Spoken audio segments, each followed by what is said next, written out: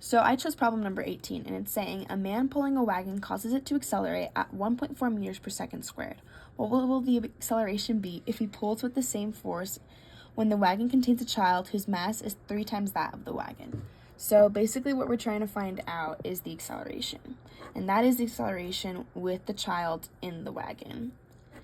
And so we know from a formula that force equals mass times acceleration, but we don't want the force, we want the acceleration. And so we have to rearrange this formula, divided the mass by each other, and that gives us force divided by mass equals the acceleration. And what we know from the problem is that the mass is the empty wagon, and that the wagon plus the child is the mass plus 3 times that of the wagon. So that would be represented by doing 3 times m.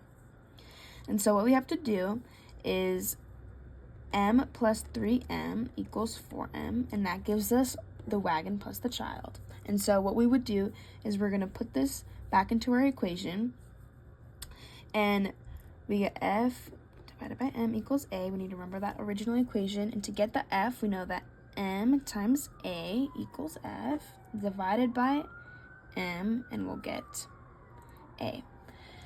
And we know that m1 is the original mass, m2 is 4m, and the acceleration is what we were originally given right here.